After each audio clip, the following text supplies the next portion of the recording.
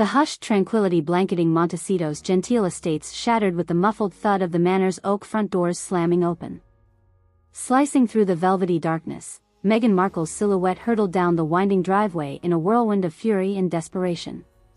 Her elfin features were twisted into a mutinous rictus mask while angry tear tracks shimmered like liquid moonlight streaking down her cheeks. In one hand she gripped a Louis Vuitton overnight valise, its expensive contents hastily flung inside in the throes of impulse. The other fist clenched the plush fabric of a hooded sweatshirt's pouch cinched around her torso. As she stormed along the quiet residential lane, Meghan moved with frantic, single-minded purpose. The heavy, muffled concussion of more doors thudding open at her back did little to break her momentum or resolve. In fact, the discordant bellow of a man's distraught voice only cemented her pace into a panicked gallop. Meghan. Meghan. You can't just disappear off into the night like this, God damn it. Prince Harry's unmistakable plummy brogue echoed in desperation from somewhere behind. At least give me the chance to explain, or hell, say literally anything beyond these dramatics. Please, for the love of all that's holy, wherever you think you're going, I'm begging you to stop and talk to me for once. The anguished pleas reached crescendo level as the panting, half-dressed Duke was glimpsed bounding down the driveway in wild pursuit. Yet Meghan resolutely powered onwards, never once breaking stride or sparing so much as a backwards glance toward her distraught husband.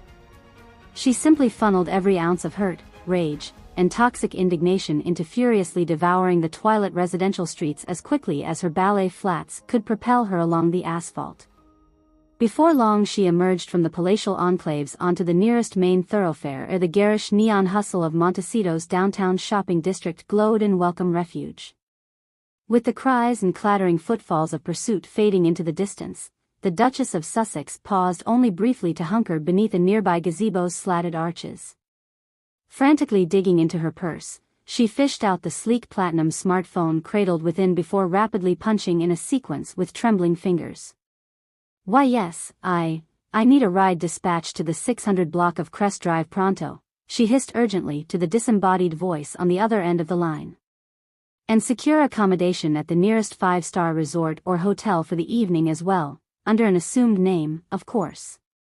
Chest still heaving, Meghan fought to steady her ragged breathing as she strained to detect any further sounds of pursuit over the low hum and sibilance drifting up from the nearby Pacific Ocean.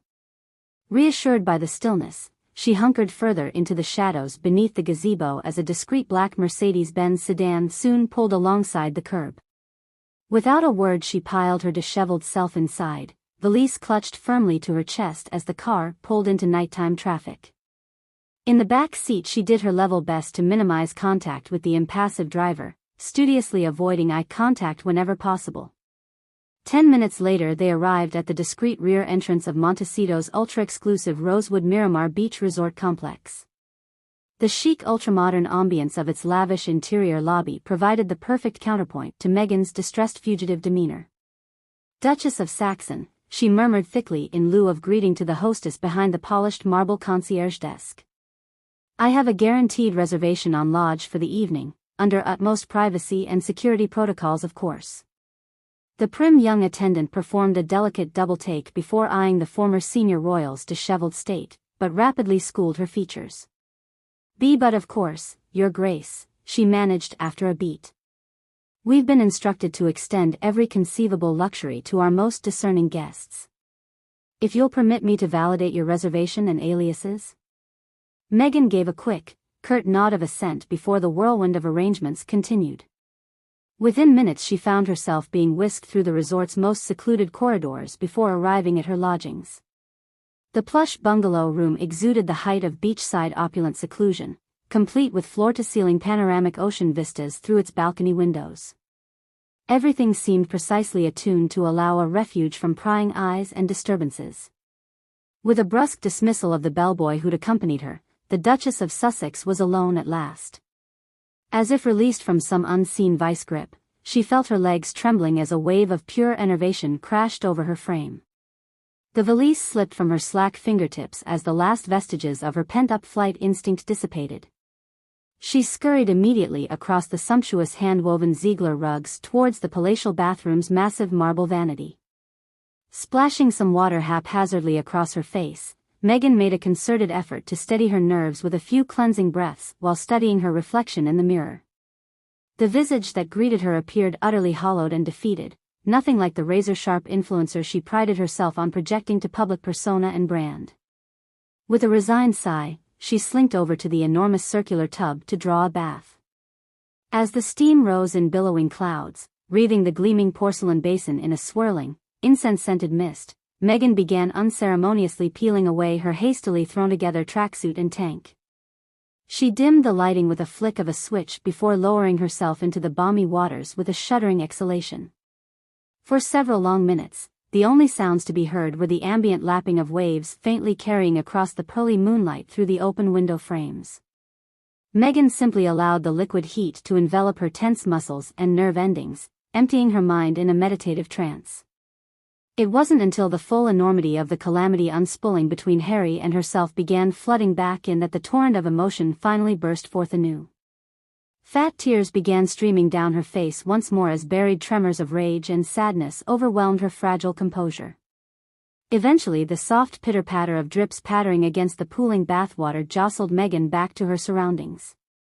Hastily scrubbing at her puffy cheeks, she expelled a juddering sigh and mechanically hoisted herself out of the now tepid basin. After toweling off and slipping into a plush terrycloth robe, the Duchess made her way over to the credenza beneath the bedroom's wall-mounted entertainment console. From out of her valise, she extracted a crystal tumbler and decanter of fragrant Sauternes dessert wine to pour herself a fortifying draught. Megan had just settled into the overstuffed armchair angled towards the panoramic balcony view when a brisk rapping rang out from the bungalow's outer door. Pulse spiking momentarily, she froze with the wine goblet midway to her lips before a familiar voice pierced the tense silence. "Megan? Please, I know it's you in there and you can't avoid me forever."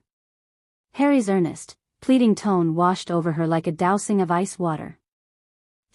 Just let me inside for 5 minutes to say my piece, all right?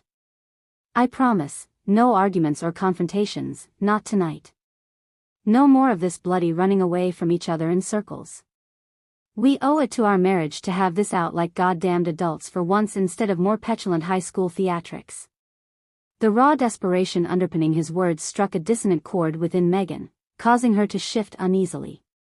For several pregnant moments the only sounds were the rhythmic susurrations of the incoming tide lapping against the beachfront. Finally, she expelled a resigned sigh before calling out over the balcony railing. "Get inside."